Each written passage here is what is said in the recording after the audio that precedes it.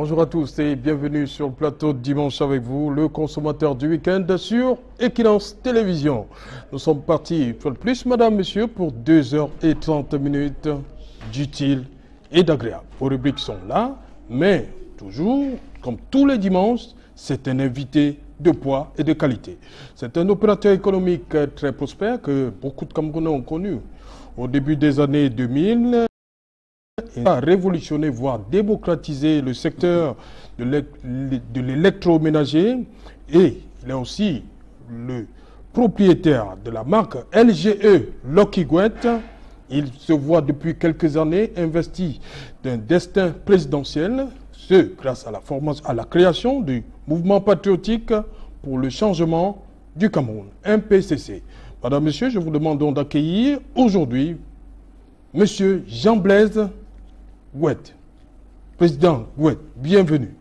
Merci Serge. Ça va? Très bien, merci. Un dimanche comme celui-ci, quand vous êtes réveillé ce matin, vous avez la pression? Non. Vous êtes un homme politique, hein? Tout à fait. Et que vous vous adressez à des gens, merci. Potentiels électeurs. Merci beaucoup. Vous êtes candidat à la présidentielle 2018. Tout à fait, déclaré depuis quelques mois. Oui. Donc, est-ce qu'il y a une pression particulière avant d'arriver à cette émission? Une pression particulière, non. Je voudrais, tout au moins, si vous le permettez, souhaiter toutes mes condoléances aux familles attristées. Oui. Nous avons vu que notre nation traverse une période un petit peu difficile depuis quelque temps. Bon, alors, des troubles qui se sont passés ou qui perdurent encore dans une bonne partie de notre pays. Mais avant, comme vous me donnez l'occasion ici aujourd'hui de m'adresser au peuple camerounais, nous savons depuis quelques années que nous vivons une certaine agression au niveau du Nord Cameroun, de la secte Boko Haram. Ouais. Alors, nous avons également de ce côté-là des familles qui ont perdu, juste parce que ces personnes défendent l'intégrité et la souveraineté de notre nation, beaucoup de nos fils ont perdu la vie dans ces combats pour repousser l'ennemi. Et je voudrais également à toutes les familles qui ont été attristées jusqu'ici, ainsi qu'à la mémoire de ces soldats qui ont donné leur vie pour protéger la nation. Je souhaite également à ceux-là souhaiter ici aujourd'hui toutes mes condoléances à toutes les familles. Et pour l'entame, je pense que merci de me donner l'occasion de m'exprimer et de m'adresser au peuple camerounais. Voilà, Jean-Blaise Gouet, nous sommes rendus au 8 octobre, il y a exactement une semaine, c'était le 1er octobre. Une date d'en redouter, hein, on va le dire comme ça. Vous avez eu peur pour le Cameroun ce jour-là? Moi, peur, non, je n'ai pas eu peur du tout. Parce que vous savez, vous l'avez dit tout à l'heure, je suis candidat à la prochaine élection présidentielle. Donc, si je suis candidat, c'est aussi parce que la nation réclame aujourd'hui un homme nouveau à la tête de la nation pour apporter la paix, un homme qui peut incarner non seulement cette paix-là, mais qui peut également donner la place à chaque Camerounais. Donc ces événements, en fait... Mais du côté de RDPC, on dit aussi que si le Cameroun est resté pendant une trentaine d'années comme ça en paix, c'est grâce à cet homme qui est là aujourd'hui, le président Biya. Non, le président Paul Biya, vous savez que c'est un patriote, un homme que je respecte beaucoup et pour lequel j'ai pris, vous savez, ma carte du RDPC, oui, lors des élections des villes mortes. Donc, pendant que les années de Brest. C'est ça. Début des années 80. C'est ça. Pendant que les Camerounais rêvaient pendant cette période, moi je me suis dit non, la nation, il faut la soutenir. J'ai été acheté une carte du RDPC, je n'ai jamais porté une casquette, encore moins un vêtement du RDPC. Et j'ai soutenu l'homme. Et dans ma vie, je suis un homme... Vous n'étiez pas un bon militant, non? Je n'ai jamais été militant parce qu'en fait, moi je soutiens. Oui. Voilà. Et quand vous soutenez quelqu'un, vous soutenez avec votre cœur. Oui. Mais militant du RDPC, non, parce que je suis un patriote. Et vous savez, j'ai été... Vous le faisiez par rapport aux affaires? Non, les Vous affaires... avez acheté la carte pour vos affaires? Non, de toute façon, j'ai jamais fait de marché d'État. Oui. Voilà, parce que je n'en fais pas du tout. Non, même au niveau des impôts. Non, non, non, pas du tout. Au contraire, j'ai d'ailleurs... De toute façon... Oui, on en parle justement en 2003. Parlera. Ce qui s'est passé en 2003. Voilà, donc on en parlera forcément. Mais je suis quelqu'un, vous savez, qui n'a jamais travaillé pour de l'argent. Je travaille pour l'honneur de la patrie et je travaille pour apporter une contribution et montrer aussi que en Afrique, on trouve des personnes non seulement ingénieuses, mais le Camerounais en particulier est quelqu'un de très talentueux, quelqu'un de très ingénieux, et c'est quelqu'un qui se bat, contrairement à beaucoup d'autres pays africains. Lorsque vous venez au Cameroun, vous allez trouver en majorité que l'économie dans notre nation est dirigée et gérée par les propres nationaux, contrairement à d'autres pays. Ouais. Donc nous sommes une nation qui est une nation de patriotes, une nation de personnes qui se battent. Et je suis parmi ceux-là qui en fait se sont toujours battus, se sont illustrés dans la nation. Mais malheureusement, vous savez, on est dans une nation dans laquelle le culte du mérite ici chez nous n'existe pas du tout. Moi j'ai donné ce que j'avais à cette nation-là.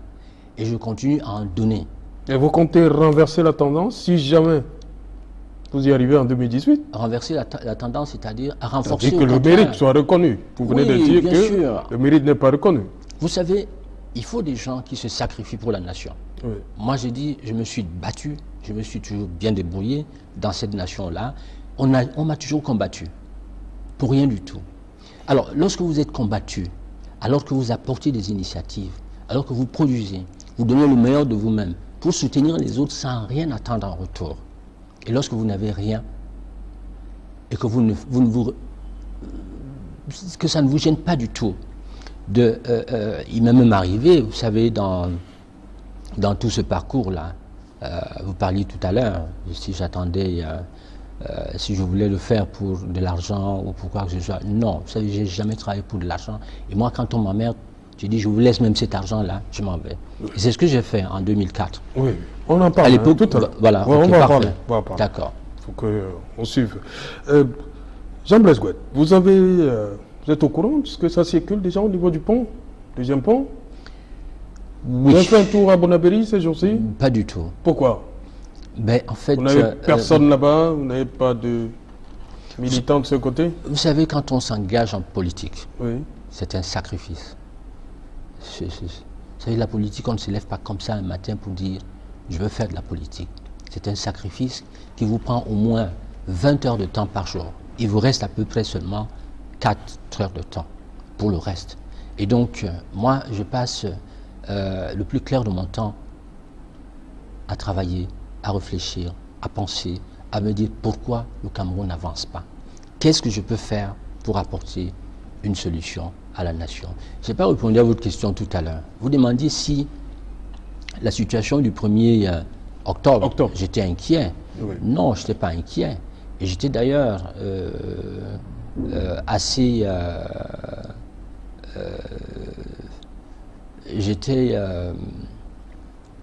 comment je dirais ça? Vous savez, nous sommes dans une nation qui est souveraine. Et c'est le président Mandela qui disait que être libre, c'est pas seulement enlever ses chaînes, c'est aussi respecter la liberté des autres et renforcer cette liberté-là. Alors, lorsqu'on interdit aux enfants d'aller à l'école, on interdit aux hommes d'affaires d'aller travailler, on interdit à la population de ne rien faire du tout et d'être obligé d'aller s'ériger contre les symboles de l'État. Moi, président, demain, il y a des choses que je ne pourrais pas tolérer et que je ne peux pas non plus cautionner. On a quand même vu, Jean-Blaise Gouet, on a vu ce mouvement de masse, surtout le 22 septembre dernier et le 1er octobre encore. Donc ces personnes-là ont agi sous la contrainte, il y a la peur, ils avaient peur? Non. Que si elles ne sortaient pas, il devait y avoir des représailles? Je suis Parce que vous dites qu'on pousse des gens, mais on a quand même vu une adhésion populaire de ce côté. Non, vous savez, entre appeler entre appeler les militants, inciter les personnes à sortir et les voir effectivement sortir comme ça a été le cas. Vous savez, entre la loi et la rébellion, moi j'ai dit il faut faire une grande différence. Hein. Alors, ce qui s'est passé déjà du côté anglophone, ou ce qui se passe depuis un moment, je suis assez content et heureux de voir enfin qu'un peuple se réveille. Et ça aussi, c'est l'éveil de la conscience d'une population, d'un peuple africain, qui veut aujourd'hui réclamer ses droits. Et à ce peuple-là, il faut effectivement lui apprendre ses devoirs. Moi, j'ai dit que nous sommes dans une république. Le peuple a droit de se rebeller. Et ça, c'est vrai. Il a droit aussi de gréver. Il a droit de manifester. Mais à un moment donné, lorsqu'il y a péril en la demeure, l'État, qui doit en principe être le garant de la sécurité, des biens, des personnes, et même de nos emblèmes, doit en principe faire jouer son rôle. Ce rôle-là est de protéger la nation, de protéger l'intégrité territoriale, de protéger chaque Camerounais. Et lorsqu'il y a effectivement danger dans la demeure, comme ça a été le cas, nous avons vu que certains de nos frères sont allés casser les emblèmes, sont allés agresser les diplomates camerounais, aussi bien en Afrique du Sud, on a vu au Canada, on a vu en Suisse, on a vu en Belgique. Je dis c'est bien. Ils ont en principe le droit de manifester. Mais faisons tout dans un cadre légal et dans un cadre juridictionnel. Donc, le problème anglophone n'est pas un problème anglophone comme tel. Moi, je dis que c'est un mal qui est profond. Et ce mal profond est un mal de tous les Camerounais. Parce que nous avons tous des problèmes au Cameroun. Voilà, on en reparle au cours de cette émission. On va d'abord regarder cet élément, ce magnifique reportage que nous propose Gladys Sidier, Innocent Abega sur le deuxième pont, le Vouri. L'ouvrage est impressionnant. Il captive plus d'un. Certains sont sans voix après la traversée. Les usagers, pour la plupart, qui ont emprunté le deuxième pont sur le Vouri, sont à la fois surpris et émus. C'est vraiment très impressionnant, parce que déjà, c'est très beau, c'est beau à voir. Quand tu vois, c'est Nyanga top et la route passe sans blague. Ça va vite. Quand je suis pas, c'est comme si j'étais en Paris. Le pont est amélioré et maintenant nous sommes contents. Ce matin, j'ai vécu une scène très grandiose. Vraiment, j'apprécie l'acte qui vient d'être posé. Je suis passé sur le pont ce matin. Le pont est tellement grand, ouvert, scindé. Vraiment, on aurait pu faire aux embouteillages de Douala.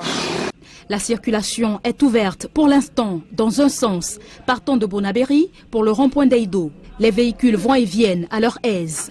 On est tenté de dire au revoir les embouteillages. Ça passe, il n'y a plus d'embouteillage maintenant. Ça fait plaisir qu'on traverse sans problème, il n'y a plus d'embouteillage. Ça résout le problème d'embouteillage. C'est maintenant qu'on voit que le deuxième pont est en train de passer. Ouais, les gens là sont bien travaillés. Certains bénéficient déjà des bienfaits de cet ouvrage, long de 760 mètres. Le coût du transport a été revu à la baisse, confient certains usagers. Alors pour le nouveau pont qu'on vient d'ouvrir ça maintenant là, de voir maintenant que ça a un peu changé beaucoup de choses ici là.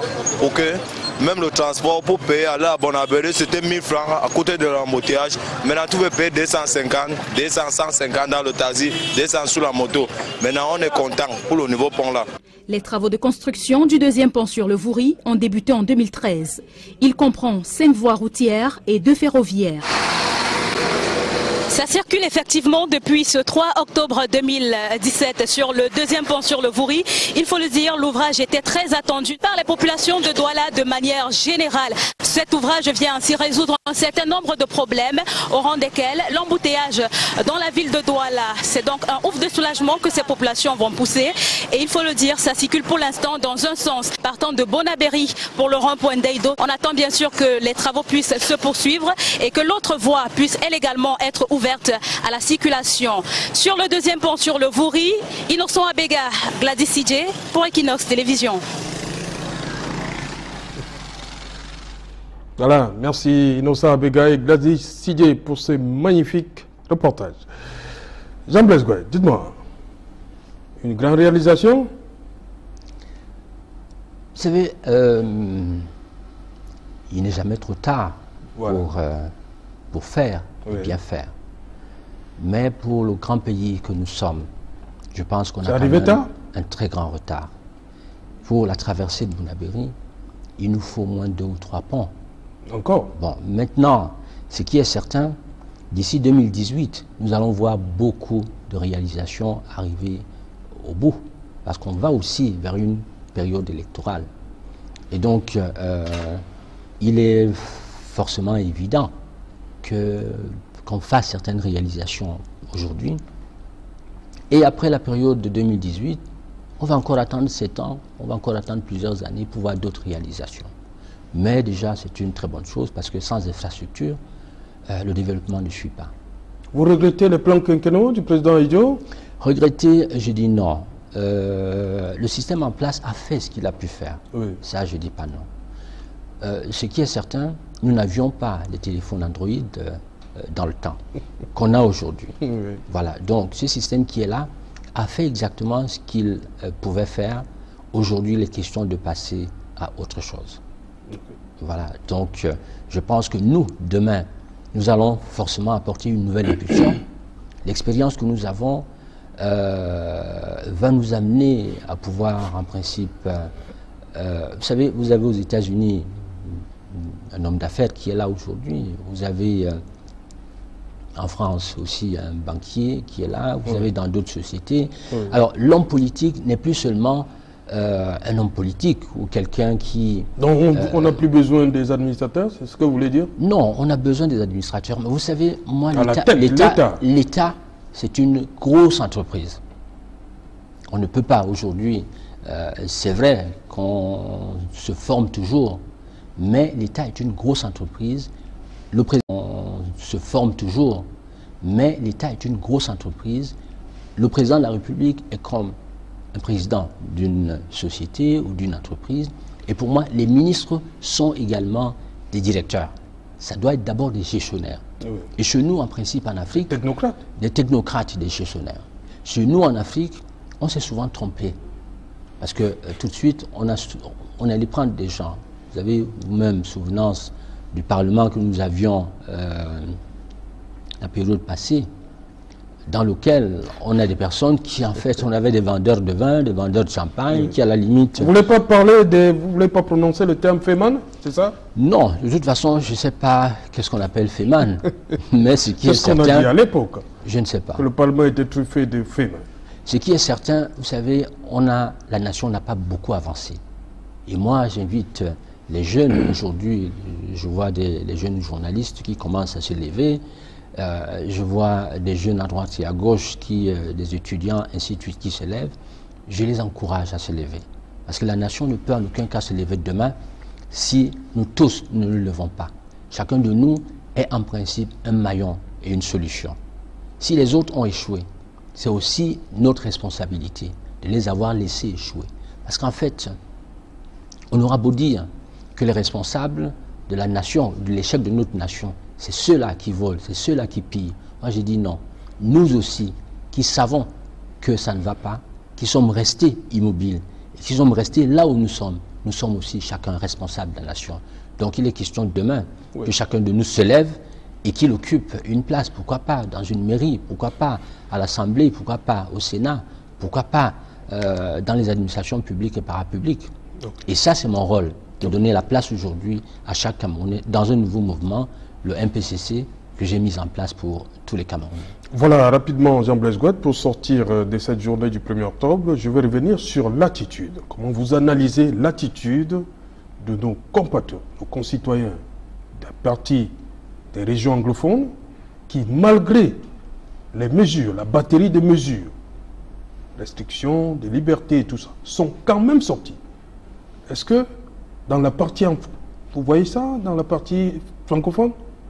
Moi, je dis... L'attitude. Est-ce qu'il n'y a pas... C'est un problème de culture? Les anglo-saxons, ils foncent malgré tout? Moi, je pense que c'est un modèle. Comme je le disais tout à l'heure, les Camerounais, dans l'ensemble, souffrent, ont mal et veulent qu'on passe à autre chose. Ceux qui ne se sont pas levés jusqu'ici, beaucoup à l'intérieur, et même des collaborateurs du chef de l'État, beaucoup sont des hypocrites. Voilà. Mais ce problème anglophone, s'il n'est pas bien géré, ça va être certainement une implosion. Parce que, voyez-vous, pour moi, le Cameroun est un État et le Cameroun, c'est comme un époux. Nous avons chaque région du Cameroun qui est comme une épouse de ce Cameroun. Oui. Voilà. Et donc, si on prend 50% de toutes les 10 régions, qu'on donne à 2 régions seulement, les autres vont dire aussi non. Nous aussi, donnez-nous notre part. Donc le problème anglophone est un arbre qui cache la forêt. Et il faudra qu'on fasse attention. Parce qu'en fait,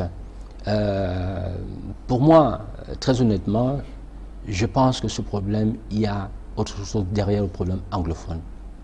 Et en homme politique, en analyste politique aussi, vous savez, lorsque les forces, les troupes françaises sont passées ici, à partir de là, pour aller secourir la Centrafrique.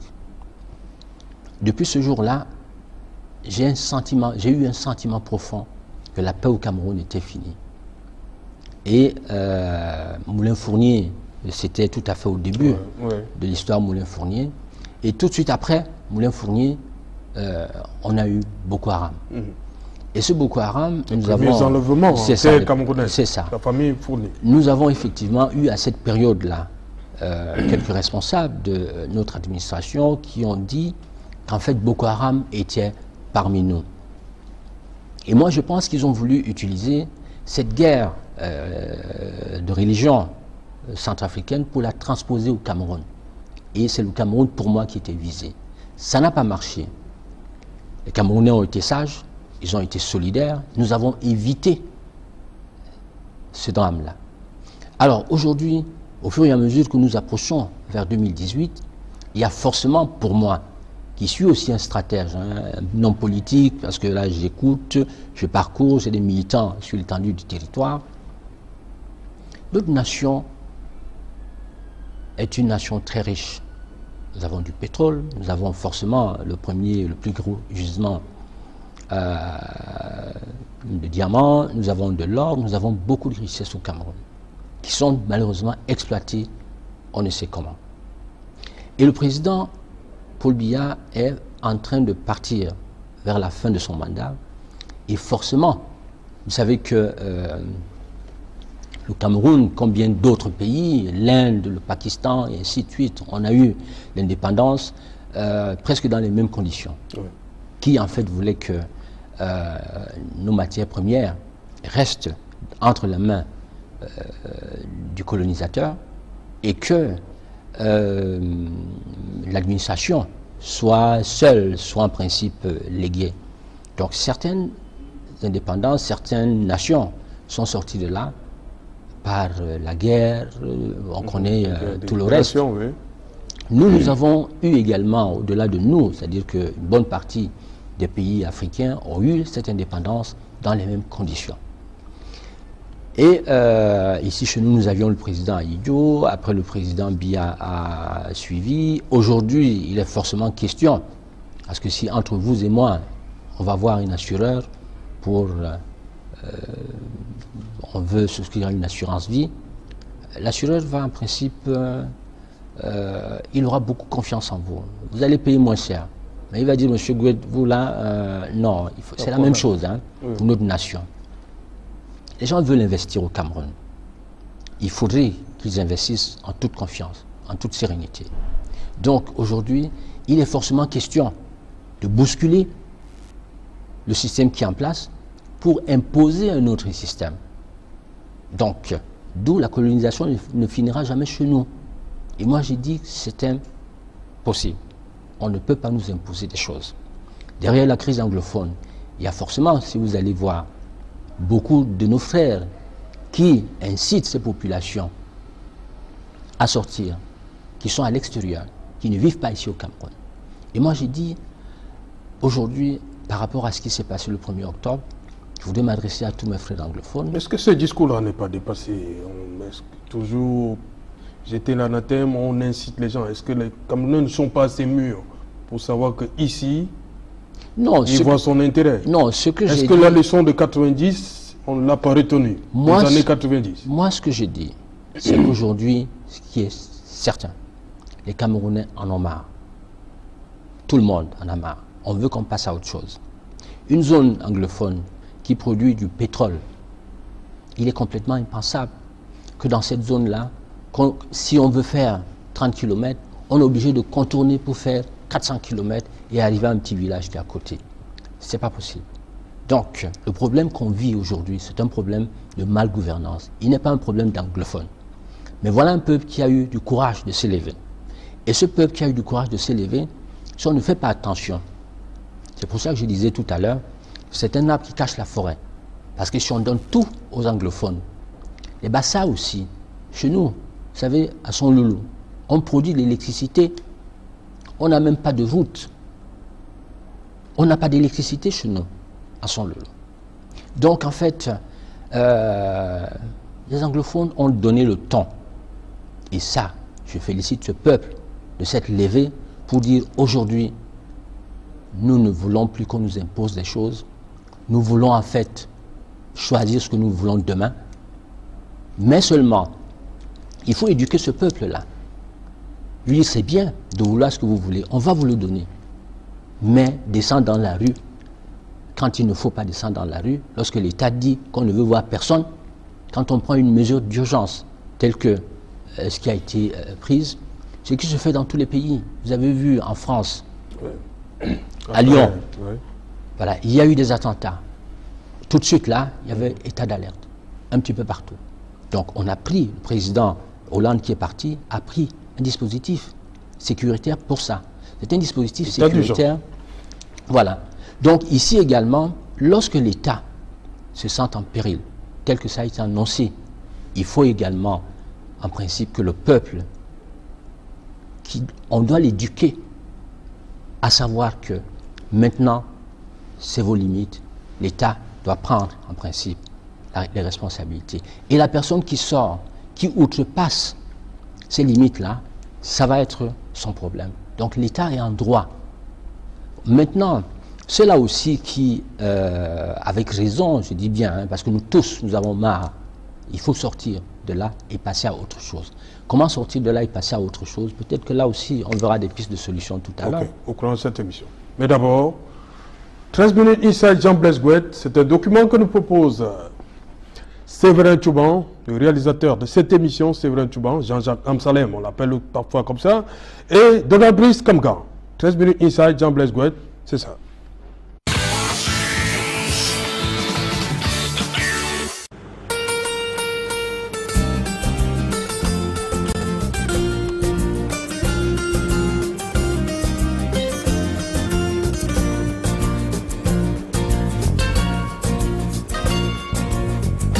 Y aurait-il un lien entre activité physique et créativité?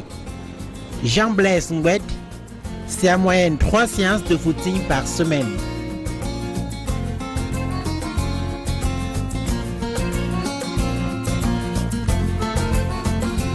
Le dimanche, en général, je fais un très grand tour, au moins 10 km, tous les dimanches matins. Donc, je pense que si on veut servir la nation de demain, on doit être un homme qui peut toujours être debout, prêt à courir et prêt à apporter des solutions, assister les Camerounais partout où ils sont. Voilà, donc il faut pouvoir en principe maintenir sa forme et être tout le temps en forme. Et moi, le sport, en principe, c'est aussi la santé.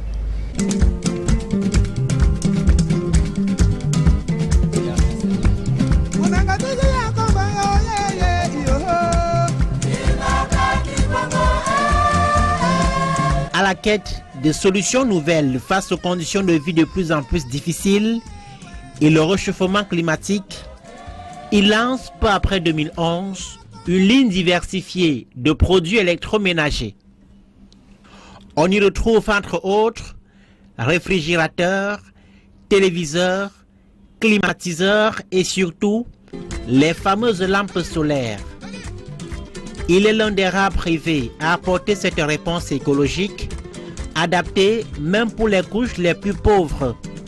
Ici, chez les peuples pygmées dans la région de l'Est, les populations en font une fête au village.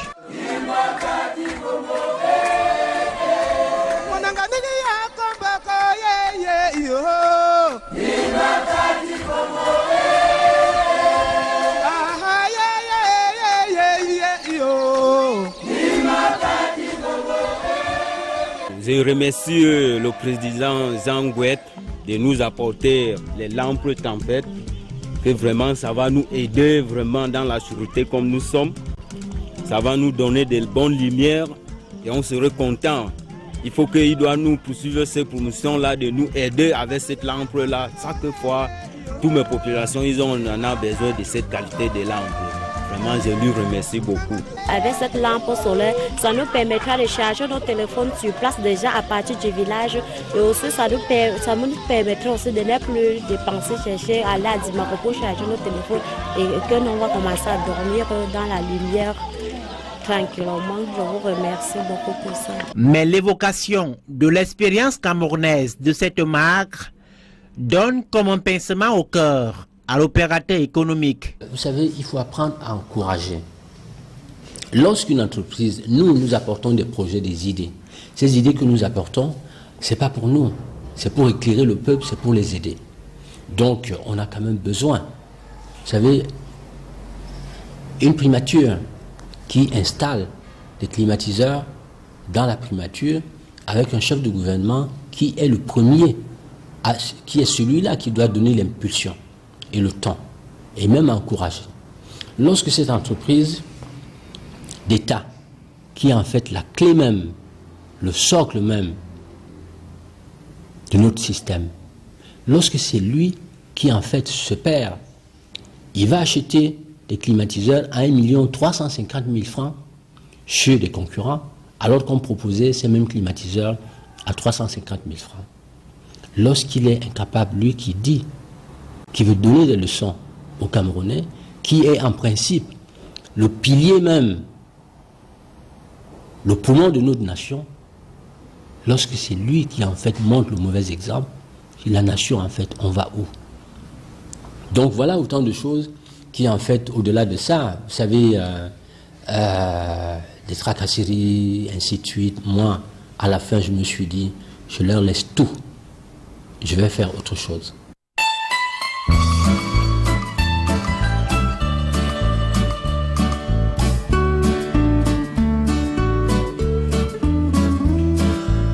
Personne ne doute pourtant du dynamisme de ce réputé homme d'affaires par qui les marques coréennes arrivent au Cameroun au début des années 2000. Les seules fois où je l'ai rencontré, cet homme m'a impressionné par ses idées, par sa lucidité, par ses projets. Parce que vous sentez qu'il veut faire des choses pour notre pays, pour notre continent. Il veut innover. Et c'est là d'ailleurs tout son mérite, parce qu'il innove. Il innove pour créer des richesses. Ma fille, ça va? Très bien.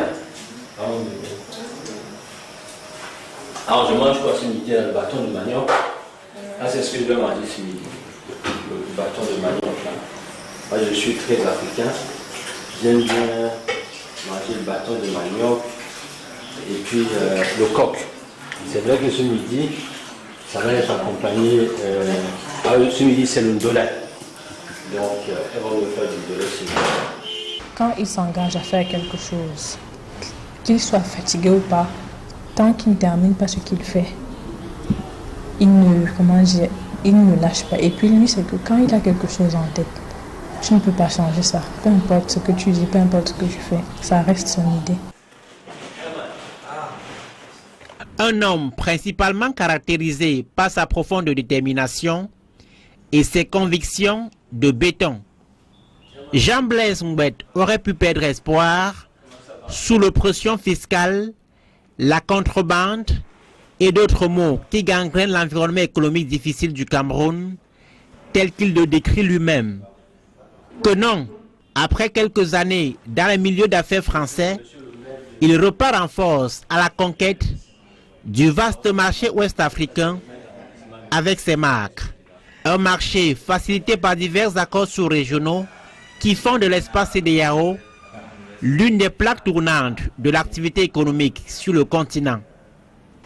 En dehors des affaires, l'entourage de ce natif de Mbalmayo, département d'Union Esso, dans la région du centre, décrit un homme doué d'un sens élevé, de l'amitié. J'ai fait la connaissance de M.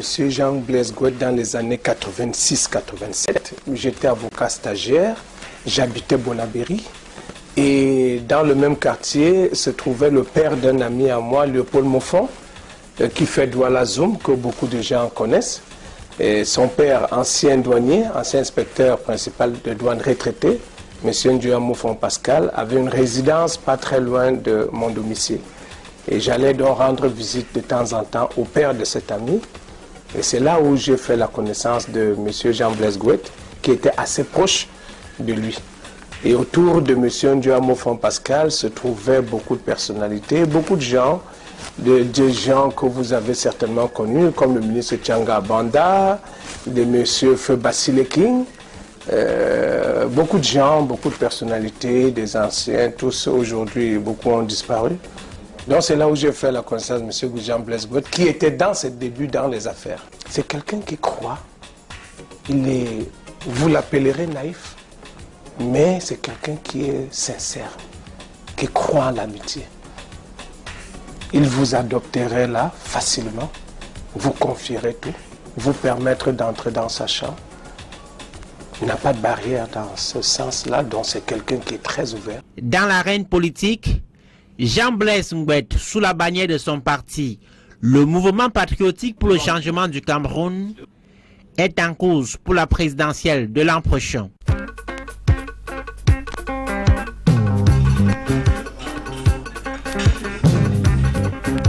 Accompagné par une équipe jeune et engagée, le président du MPCC, Ratis Lage,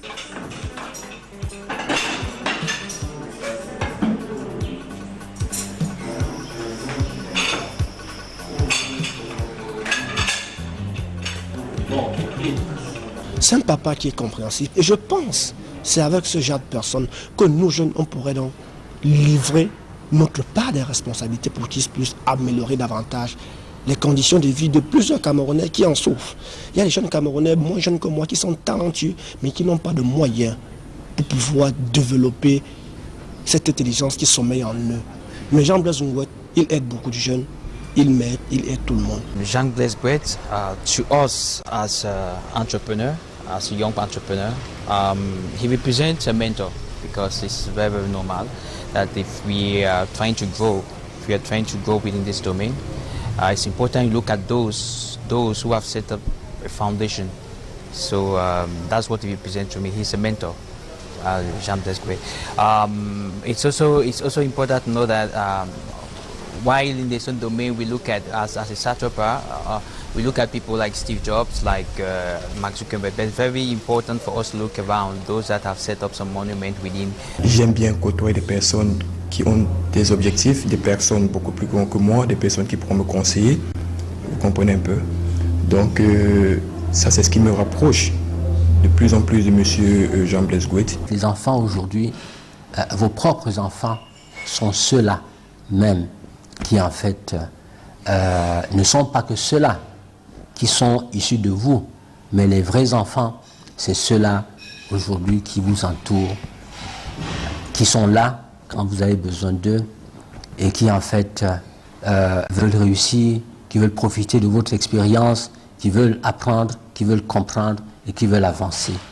Et aujourd'hui, je suis heureux comme papa parce que autour de moi, j'ai beaucoup d'enfants qui sont sortis des ingénieurs, qui sont des jeunes que j'ai rencontrés comme ça sur Internet. Papa, je suis tel, j'ai pas d'argent d'aller à l'école, est-ce que vous pouvez m'aider? J'ai aidé des centaines comme ça. Et j'en suis très heureux aujourd'hui de savoir que beaucoup de ces enfants ont réussi. Sur les traces de papa, Leila Ngouet rêve d'un destin présidentiel. La jeune fille a embrassé des études de sciences politiques à l'université de Douala. Dans sa tête, la jeune adolescente se voit porte-parole des femmes dans ce monde beaucoup trop misogyne à son goût. Bon, ce rêve d'être la première femme présidente dans ce pays, ça naît quand je suis en classe de terminale. C'est-à-dire ce que mon père fait. Donc ça a eu à m'inspirer. Et cette personne qu'il est, c'est-à-dire une personne droite, une personne qui dit vraiment ce qu'il pense.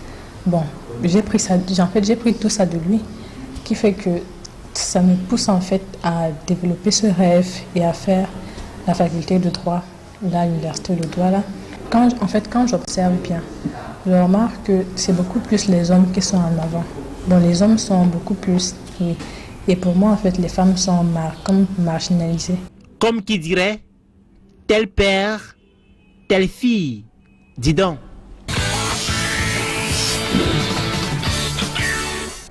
Voilà, le tour sur le plateau dimanche avec vous, c'était 13 minutes inside avec Séverin Tchouban et Donald Brice-Kangan. Bon après-midi, Donald. Bon après-midi Serge, bon après-midi à Jean Blaise et à tous ceux qui nous regardent à la maison. Voilà. Dites-moi, Donald Brice, vous avez rencontré et vous avez dit vous-même dans votre élément, l'opérateur économique et le politique. Qu'est-ce qui a dominé pendant vos échanges? Je pense que c'est le politique, il faut pas... Le politique. Le politique. Vous avez bien vu qu'on a davantage axé sur le volet économique, puisqu'on reviendra largement sur sa vie, ses objectifs, ses ambitions sur le plan politique, sur le plateau. Mais je pense qu'il y a également un élément qui nous a marqué. Je pense qu'il y a deux types de relations qu'on pourrait établir entre Jean Blaise et les jeunes qui l'entourent. D'abord, cette relation de père à fils. Vous l'avez entendu dans l'élément, les jeunes le considèrent un peu comme un guide, comme un père, mais également une relation horizontale qu'il ne faut pas négliger, qui a semblé également intéressante, c'est qu'il y a une certaine ambiance de convivialité. Vous avez vu que l'ambiance était très fraternelle à la maison, et on a vu qu'il y a parfois des blagues entre lui et les jeunes. C'était plutôt intéressant, malgré le déphasage sur le plan de l'âge, la distanciation sur le plan de l'âge, puisque Jean Blaise est dans les 60 ans et on voit que les jeunes qui sont avec lui sont dans la trentaine, la vingtaine. Il aura 60 ans dans 2 jours. Ah mais je crois bien. Bien sûr. Dans 2 jours. Le 10 octobre. Le 10 octobre, voilà. Dans 2 jours, mardi, il aura 60 ans. Jean Blaise, il a évoqué cette ambiance-là avec les jeunes. Je crois que personne n'a plus de 30 ans là. Vous savez, le président... Pourquoi ce choix?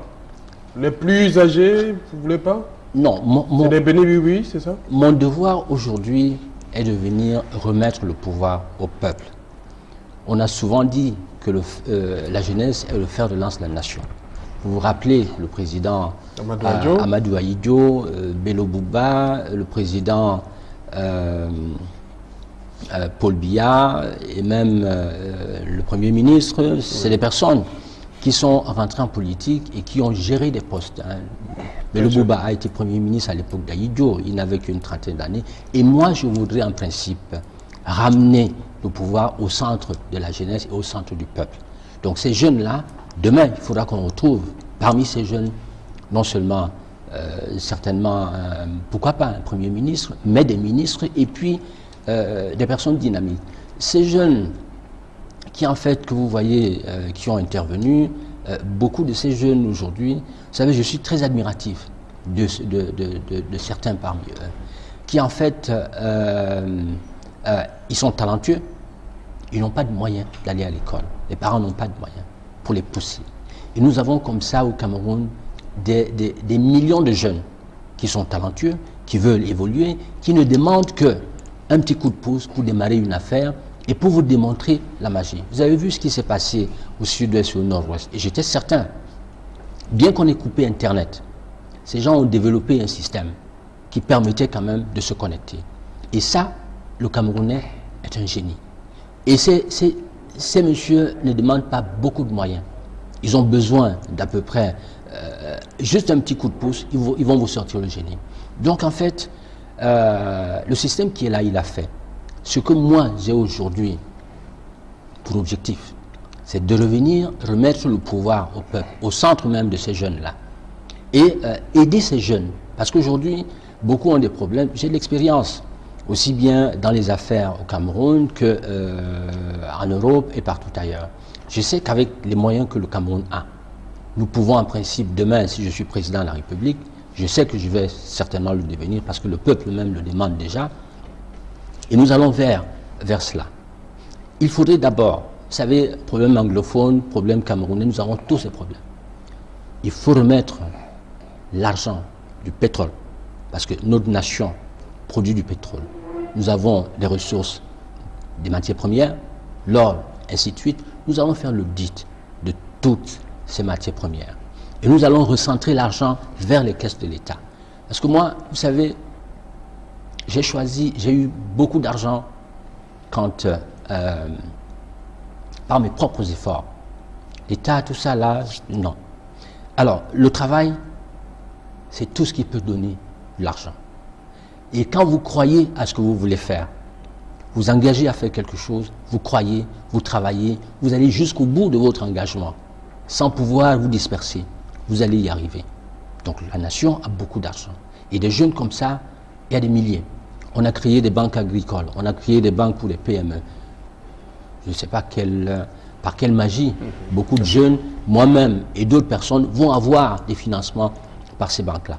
Or, il faudra mettre des systèmes demain qui encouragent tous ceux qui veulent faire des affaires. On les met, l'État peut créer,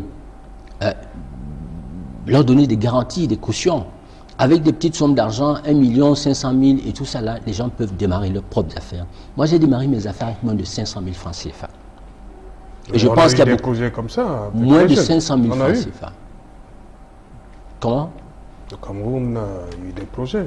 Oui, il a eu des projets. Tout à fait. Et ça n'a rien donné, la mentalité. Voilà. Oui. Et à qui est-ce qu'on donne cet argent?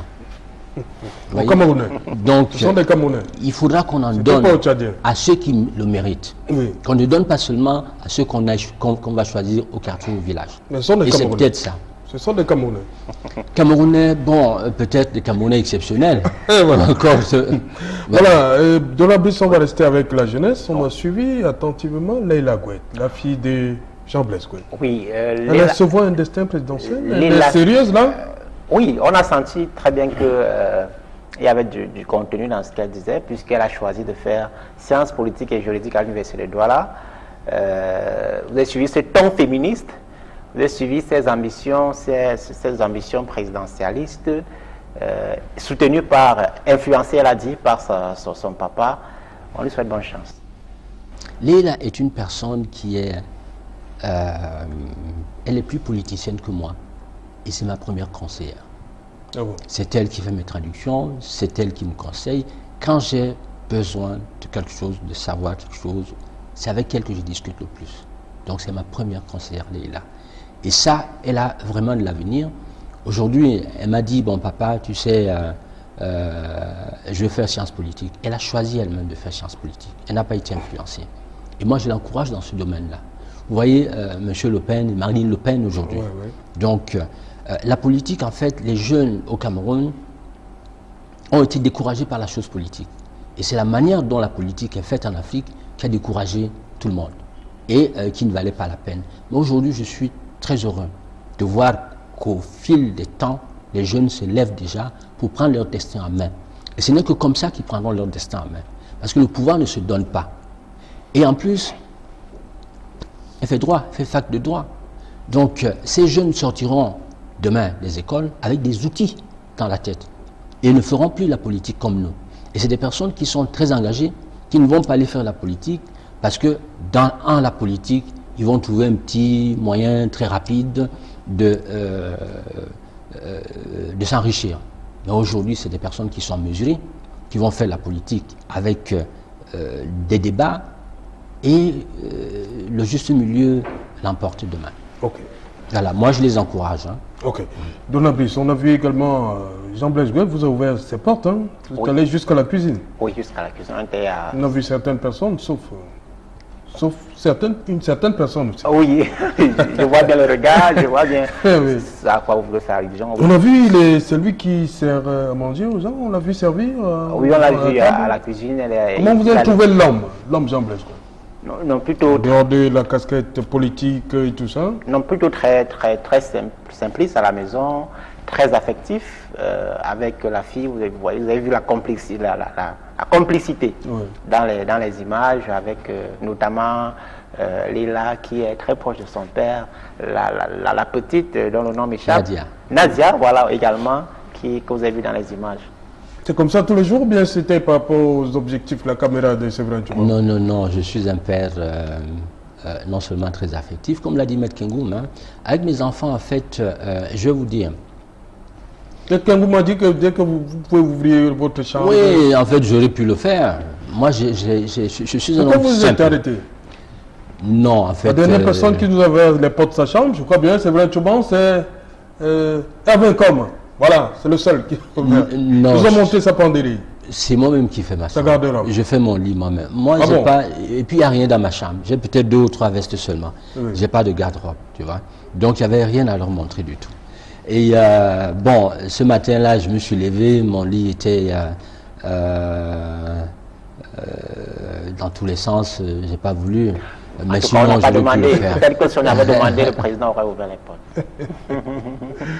Ok, bon, voilà. Merci, Donald Bliss.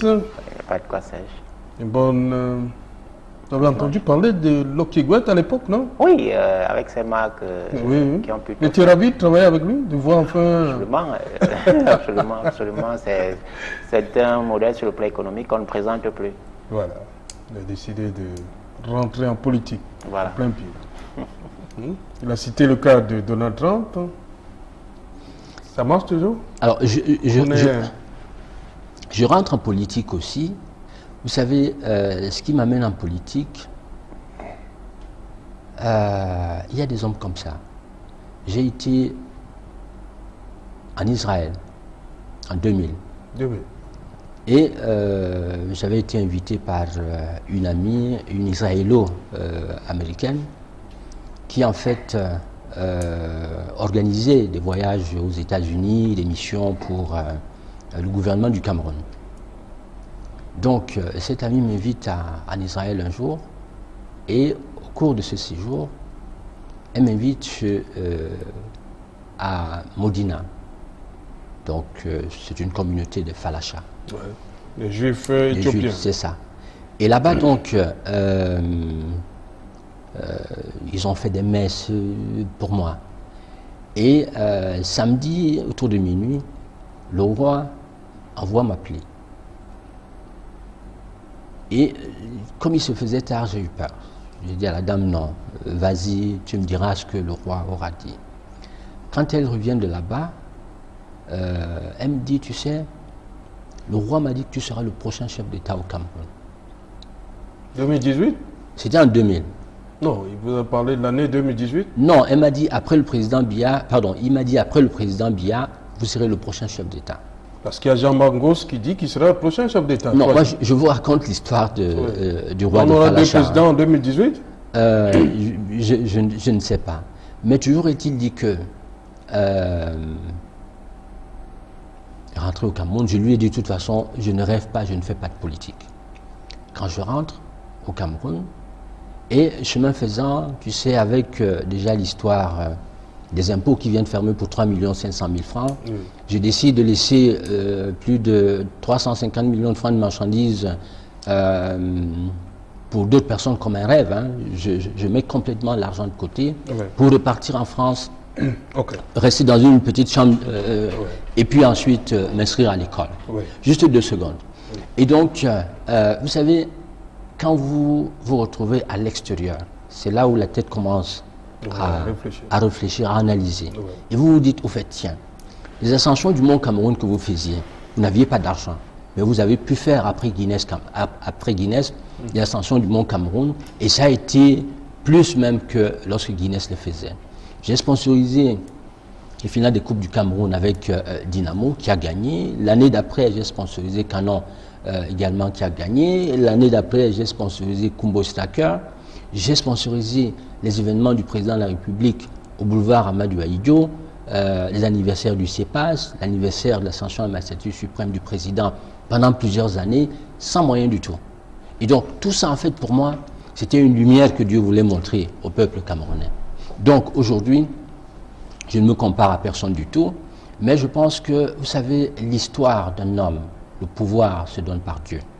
Ce pouvoir qui se donne par Dieu, il met à l'épreuve des gens sur le terrain depuis toujours. Vous avez vu, j'ai été à Mayos, tout ce que je fais, cette lampe solaire par exemple, cette lampe solaire qui est là, Aïda, que tout le monde connaît, cette lampe solaire, vous savez, c'est tout sauf de l'argent. C'est beaucoup plus une stratégie politique. Oui. Alors, je me suis dit, pour ceux-là... Oui, on en parle, on en parle tout à l'heure. Parfait. Voilà. Parfait. On va en parler, votre arrivée en politique. Okay. Vous avez sorti un élément, je crois qu'il en reste deux. Oui. Des éléments. Vous allez développer ça tout à l'heure. Okay. Donc, merci de la Brice. Ah, c'est notre boulot, Serge. Voilà, à dimanche prochain, c'est ça? Mais on a rendez-vous demain à 20h avec les résultats à la radio. Vide ton sac. Voilà, vous allez vider le sac. La parole au peuple. C'est Equinox Radio. Radio Equinox. Oui.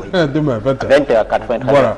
Mais on va souffler, on va vous accompagner en musique avec les jumeaux Épée Koum dans le programme Dimanche avec vous de Jean-Blaise Gouette. Voilà, c'était Épée Koum dans le programme Dimanche avec vous de Jean-Blaise Gouette. Épée Koum dans le titre Ordonnance. L'ordonnance de Cyril Bobiokono, l'ami personnel d'Épée Koum. Jean-Blaise Gouette, dites-moi, je l'ai dit tout à l'heure, dans 2 jours, vous aurez 60 ans. C'est ça. C'est bien ça? Parce que tout vous êtes né le 10-57. 10 octobre 57. C'est ça. Bon, c'est quand même 55, il y a les événements de Douala. 56, l'UPC est interdite. Et vous venez au monde une année après. Votre père vous raconte tout ça? Mon père, en fait, était un activiste de l'UPC. Voilà. Et ils sont ceux qui ont combattu... Est-ce qu'à l'époque, parce que c'était inévitable de faire partie de l'UPC, est-ce qu'il y a des gens à l'époque qui n'étaient pas dans ce mouvement-là? Donc, comme aujourd'hui, nous avons forcément, comme aujourd'hui, des personnes qui ne croient pas à la politique, qui ne font pas de politique. Alors, il y a ce peuple anglophone-là qui s'est levé pour réclamer ses droits, mais nous avons aussi, au Cameroun, nous autres, nous restons là sans rien faire. Nous sommes immobiles. Ce qui est certain, vous savez, en toute époque, vous avez des patriotes. Et on a eu beaucoup de patriotes à cette époque qui luttaient pour notre indépendance. Votre père, c'est Soga Nicolas. Soga Nicolas. Mon papa était donc un de ces activistes-là. Il a été emprisonné au BMM à Yaoundé pendant plusieurs années. Il est parti du village parce qu'en fait, il était à Babimbi. Babimbi, c'était le foyer du maquis là-bas. Et donc, papa, vous savez, chez nous les Bassa, c'est le Bassa qui va tuer le Bassa. Ah bon? Oui, vous savez, nous sommes un peuple, là, le monde entier nous montre des exemples. J'espère que le peuple de l'Ouest, Bamileke, c'est des gens très soudés. Les gens du Nord sont aussi très soudés. Les anglophones. Vous faites référence à qui sur le plan historique? Non, pour l'instant, vous savez. Donc, je voulais juste vous dire que on a trahi mon papa et les militaires se sont mis à le chercher, à le fouiller. Il a dormi pendant plusieurs jours sur un arbre. Et lorsqu'il est descendu de là, à pied, il a pris la route pour Mbalmayo, avec d'autres de ses camarades. Ils se sont retrouvés là-bas, à Mbalmayo. Et là-bas aussi, on les a combattus, on les a attrapés, ils ont été en prison et tout ça. Et pendant ce temps, donc, pendant cette guerre d'indépendance, je viens au monde. Oui. Votre maman, Bom Naomi. Bom Naomi, tout à fait. Jean-Blaise Gouette, vous dites, sur votre curriculum vitae, origine de père et de mère Bassa de Babibi. Qu'est-ce que vous voulez démontrer? Vous êtes un Bassa pur? Je suis un Bassa pur. Je ne sais pas ce que vous entendez par pur, mais je suis un Bassa. Pourquoi cette précision? Je veux comprendre. Non, je ne sais pas si... je suis originaire de Mbalmayo. Oui. Voilà. En fait, je suis originaire de Babimbi, mais je suis né en Mbalmayo. Oui. Donc, je me sens aussi comme quelqu'un, d'abord, comme mon père est un tiré en Mbalmayo. Oui. Et donc, J'étais en train de vous raconter déjà les conditions de ma naissance en Balmayo. Oui. Voilà, c'est-à-dire que pendant qu'on poursuivait mon papa, ma maman était en travail. Et c'est comme ça que, elle aussi, l'UPC bien organisé, on l'amène à l'hôpital de Métète. Et là-bas, je viens au monde. Et tout de suite, quand je viens au monde, on alerte ces personnes qui suivaient mon papa. La personne qu'on cherche vient d'accoucher à l'hôpital de Métète. Les militaires français se déportent là-bas pour attraper la maman. Ils se sont dit, si on l'attrape, on va également attraper le monsieur qu'on cherche. L'UPC bien organisé revient à Métète pour prendre la maman.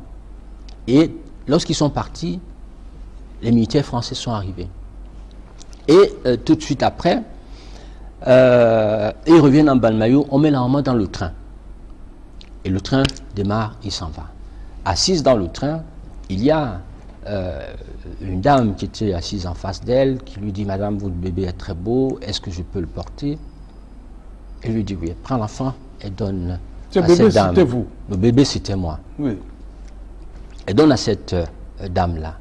Et chemin faisant, les militaires français stoppent le train. Et du train, on entre, on fouille, on trouve une dame assise avec le bébé. On prend ce bébé, on le remet à la dame qui était assise en face, et c'était ma maman. Oui.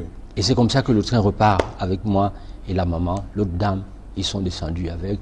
Qu'est-ce qu'elle est devenue? Je n'en saurais pas. Donc, ma vie commence à être trouble à partir même de ce jour-là, de cet instant-là. Je commence, mon père me nomme Gouette. Gouette, c'est la guerre. Voilà. Donc, le sang du patriotisme, il est là. Et il n'est jamais parti. Je suis résident français depuis 1979. Je n'ai jamais accepté de changer de nationalité. Jamais. Et je mourrai camerounais. Et très souvent d'ailleurs, partout où je vais, j'ai toujours un drapeau, un petit drapeau du Cameroun avec moi.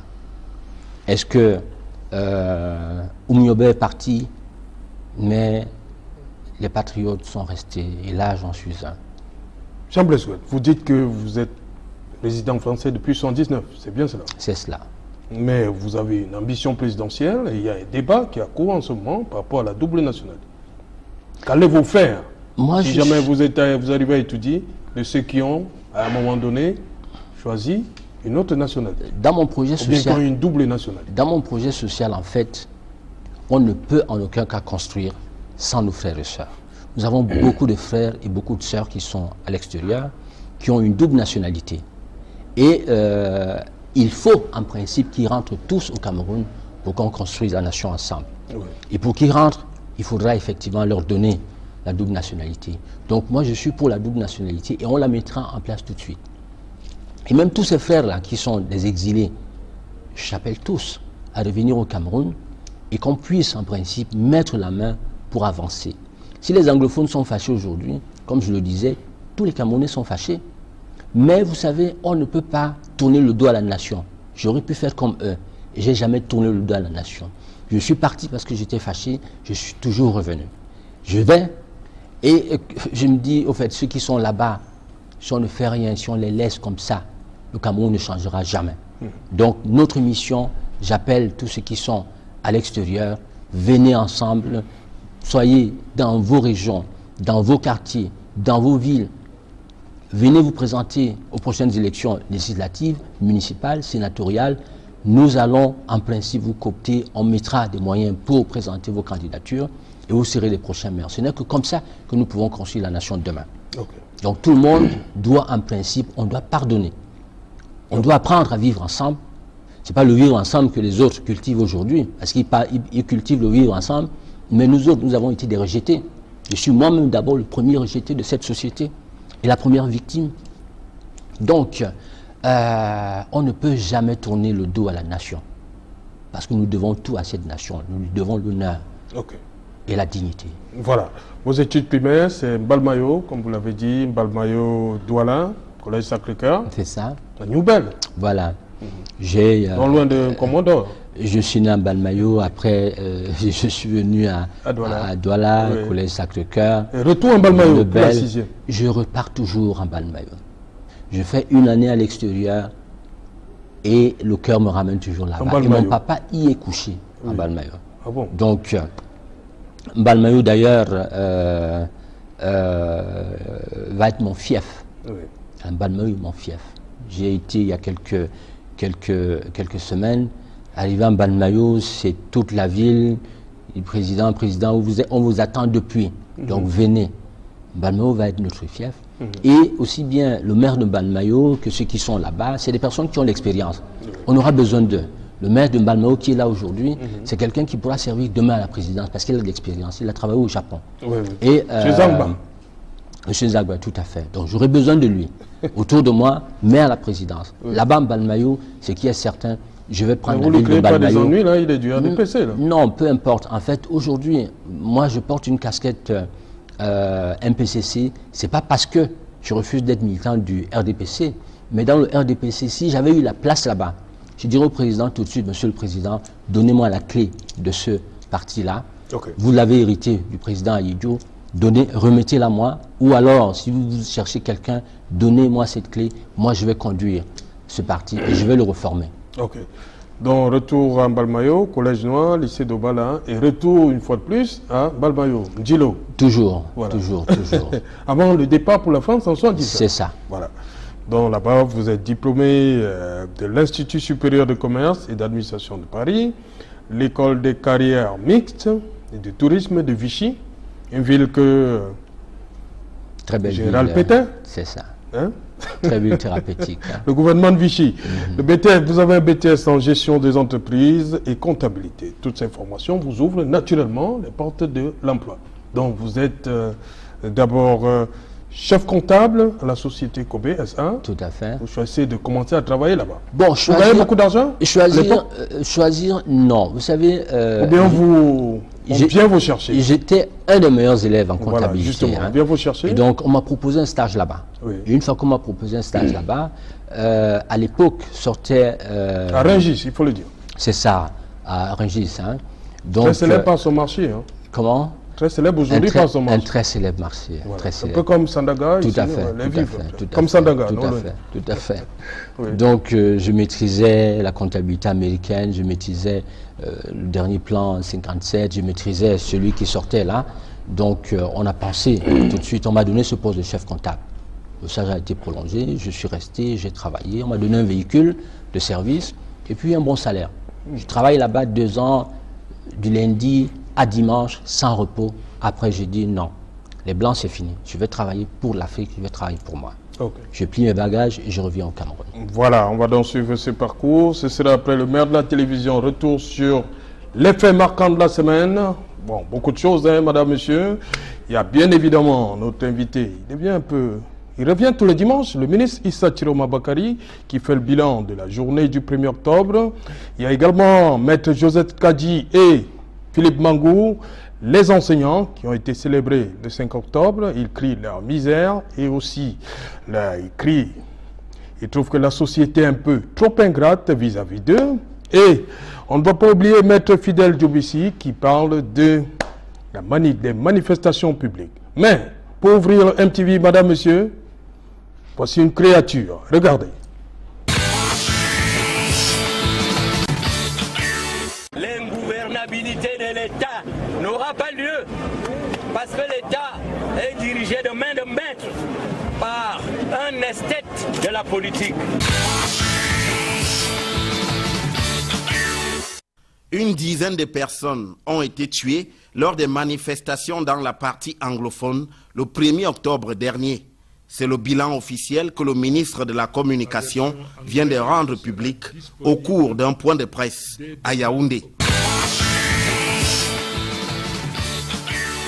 Le bilan fait état d'une dizaine de morts chez les assaillants, dont 5 décédés lors de la tentative d'évasion massive de la prison de Kumbo. Les autres morts enregistrés parmi les assaillants sont survenus dans le cadre de ripostes réglementaires suite aux tirs de tout calibre provenant des armes de guerre, de chasse et de traite, au moyen desquels les assaillants ont attaqué les forces de défense et de sécurité. Du côté des forces de défense et de sécurité, l'on dénombre une douzaine de blessés par balle. Pouvez-vous indiquer à la Chambre si les FDS avaient pu couvrir les élections dans la zone CNO en 2010? Effectivement, les FDS ont pu couvrir les élections dans la zone CNO. J'avais expliqué le principe. C'était 8000 personnes à déployer. Nous avons déployé 4000, mises à la disposition du CCI, qui est le centre de commandement intégré. À l'issue des élections, il y a eu un rapport de ce chef du centre qui nous a signalé quelques-unes cassées et qui, à la fin de ses conclusions, a dit que les élections s'étaient bien passées.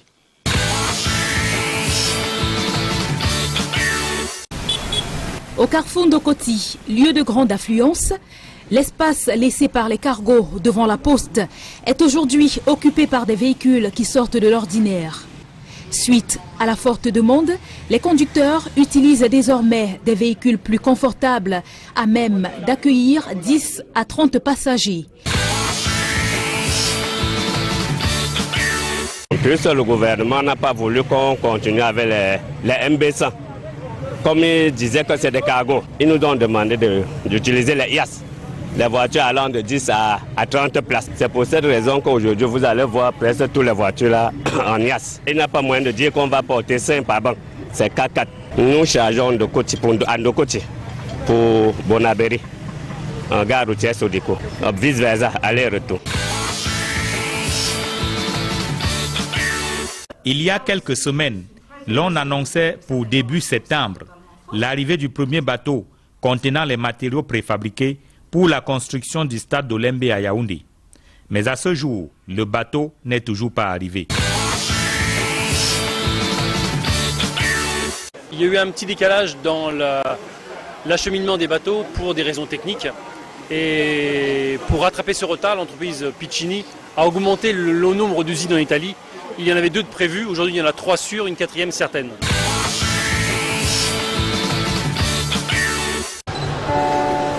C'est l'une des promesses que le gouvernement a tenues, sans trop de pression, à savoir la remise des palmes académiques. Cette année encore, des enseignants méritants ont été célébrés par l'ensemble de la communauté éducative. On attendait les gens à partir d'eux. Les choses vont changer. Nous qui sommes encore des...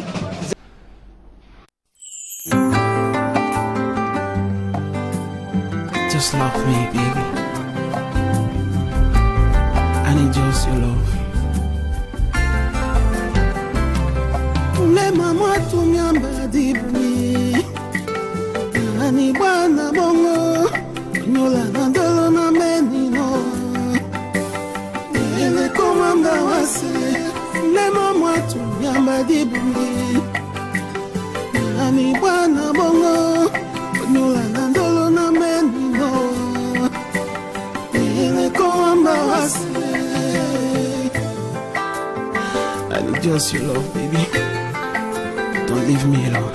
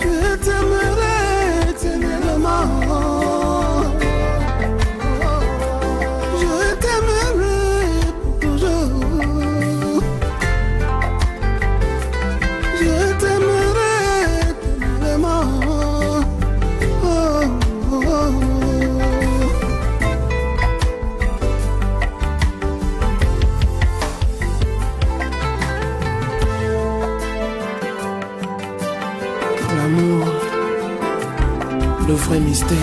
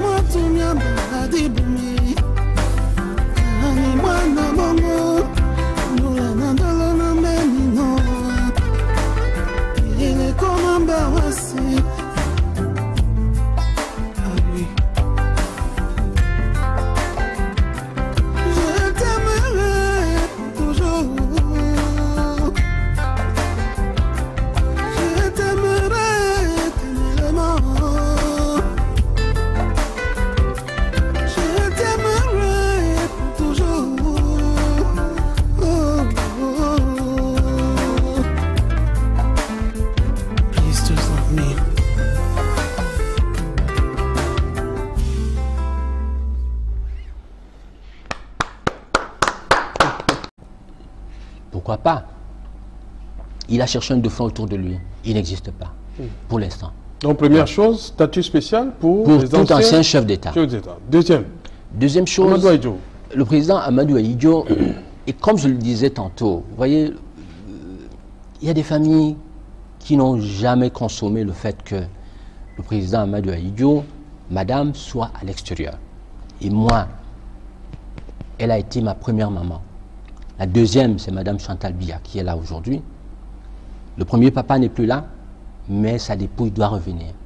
Le deuxième papa, le président Ahidjo, le président Biya, qui est là, je souhaiterais aller demain en Vomeka. De temps en temps, le prendre, papa, viens. Va me montrer au palais comment tu faisais hier. Apprends-moi des choses. Parce que ces aînés sont des bibles.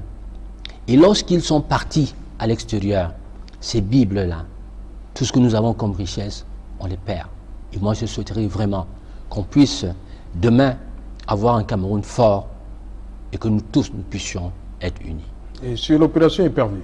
Opération Épervier, là aussi, j'ai dit, vous savez, nous sommes tous responsables de notre nation. Aussi bien nous autres qui avons vu, qui avons su que ces gens-là volaient, on n'a rien fait du tout. Donc, je pense aujourd'hui que pour reconstruire une paix durable, il faut éventuellement pardonner et remettre tout le monde ensemble. Ceux qui ont de l'argent, moi si je suis président demain, ça va être des premières actions. Le même mois, il faudra qu'avant mon investiture, que Mme Ahidjo soit ici avec le président Biya. Ces gens qu'ils assistent à votre investiture, qu'ils soient là. Germaine Ahidjo et le président Biya. Elle va être là. Okay. Président Biya, Mme Biya, ils vont être là. Madame Germaine Ahidjo. Voilà, c'est ça. Donc maintenant, pour l'opération Épervier, ces personnes-là, il faut tourner la page, les sortir, qu'ils ramènent l'argent qu'ils ont, insérer ceux qui ont de la matière, parce qu'il y a là-dedans parmi eux des gens pour qui j'ai beaucoup de respect. Ils ont l'intellect. Et c'est des personnes qui peuvent toujours continuer à participer à bâtir la nation. Donc demain, ça va être... Le jeune Yves Michel Foutio, c'est une personne qui est... vous savez, moi j'ai dit qu'il faut pardonner, remettre tout le monde ensemble et redémarrer. Donc ce sont mes challenges. Et demain, en principe, tous les Camerounais, je veux les revoir à la maison et je vais les remettre au travail. On ne laissera personne. Et même au-delà du président Biya, tous les grands commis d'État qui ont servi la nation, ces grands commis d'État-là ont droit également à un statut spécial. Nous allons les accompagner. Voilà. Voilà, et on va sortir, Jean-Blaise Gouin. Il y a des écriteaux là, LB, avant de clôturer avec Samy Diko, qui va faire pour nous Swag. Voilà, vous savez, la politique... L'émission est terminée. La politique, c'est d'abord la stratégie. La politique, on ne se lève pas un matin pour dire « je veux faire la politique », on m'a appelé, non. La politique se construit. un parcours se construit par tout ce que vous posez comme acte. Cette lampe, beaucoup de gens l'ont vue dans leur maison, ils ont pensé que c'était de l'argent. Un, c'était une solution que j'apportais au peuple camerounais. Deux, c'était aussi une stratégie politique, parce que le RDPC a de l'argent. Les autres partis politiques ont des moyens. Nous n'avons pas de moyens. Il faut utiliser la cervelle. Et cette cervelle-là, en principe, la lampe est un outil que j'ai mis. Aujourd'hui, quand j'arrive à Koussiri, les gens de Koussiri me disent « Ah, président, votre lampe solaire, c'est bien. » Quand j'arrive à Diakiri, au fin fond du village là-bas, ils me disent « Monsieur le Président, félicitations, vous nous avez rendu service. » Et cette lampe, en fait, quand vous voyez bien ici, le modèle de cette lampe-là, c'est JBG 2000, président en 2018. Jean-Blaise Gouet, président en 2018. C'est depuis plus de 7 ans. Alors, les gens l'ont acheté. Ceux qui l'ont encore dans leur domicile, ils peuvent bien regarder dessus. Ils verront que ça, c'était plus la stratégie politique que de l'argent. Voilà, donc, c'est un chemin que je prépare depuis des décennies. Et si je me lève aujourd'hui, j'étais président, j'étais candidat à la dernière élection présidentielle, à laquelle je me suis retiré parce que je n'étais pas prêt. Mais cette fois-ci, avec tout cet ensemble d'éléments, plus Dieu qui nous aide aujourd'hui, avec tous ces troubles-là, je suis prêt. Ok, merci. Merci, Jean-Blaise. Alors, cette lampe, donc, c'est une lumière. Oui. Et pour le président d'Equinox, je souhaite que, voilà, c'est ça, je souhaite que cette lampe éclaire plus encore le chemin d'Equinox et que Dieu bénisse ce jour en 2018, quand je serai président, on en reparlera. Okay. Merci beaucoup. Merci, merci, merci. Voilà, madame, monsieur, c'est ici que prend fin ce numéro de Dimanche avec vous. Dimanche avec Jean-Blaise Gouet, toute l'équipe réunie autour de Séverin Touban, Jean-Jacques Amsalem. Vous donne rendez-vous dimanche prochain lorsqu'il sera 13h30. Quant à moi, je vous dis, madame, monsieur, vous pouvez reprendre une activité normale, mais ce sera après Swag Samedico.